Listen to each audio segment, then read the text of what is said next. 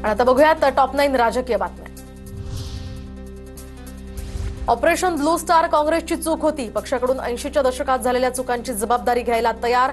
घटनेच्या वेळी राजकारणात नव्हतो तरी जबाबदारी घ्यायला तयार। एका शीख विद्यार्थ्याच्या प्रश्नावर राहुल गांधींची प्रतिक्रिया।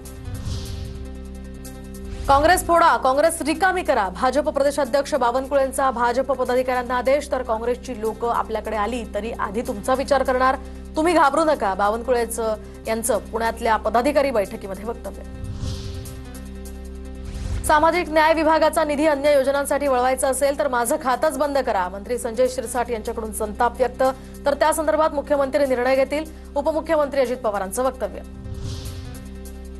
राज्यातलं सरकार लाडक्या बहिणींसह सामाजिक न्याय विभागाची सुद्धा फसवणूक करतंय। राऊतांची टीका। तर अजित पवार अर्थ खातं उत्तम पद्धतीने सांभाळतात।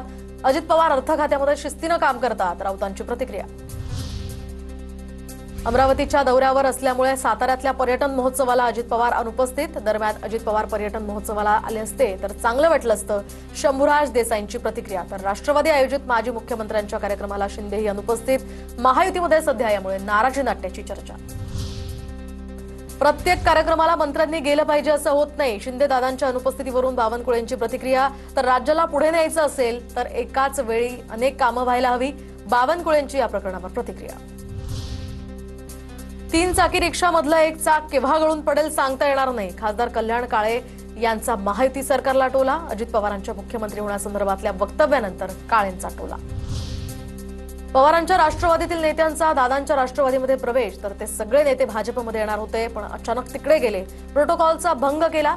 महाजनांची प्रतिक्रिया। तर आम्ही प्रोटोकॉल तोडलेला नसल्याची परांजपेंची प्रतिक्रिया। गुलाबराव देवकरांच्या पक्षात घेण्यापूर्वी अजित पवारांनी शिंदेंचं मत विचारात घ्यायला हवं होतं। गुलाबराव पाटील यांचं पक्षप्रवेशावर वक्तव्य। दरम्यान गुलाबराव देवकर, भूषण पाटील, सतीश चव्हाण आणि इतर प्रमुख पदाधिकाऱ्यांचा पक्षप्रवेश।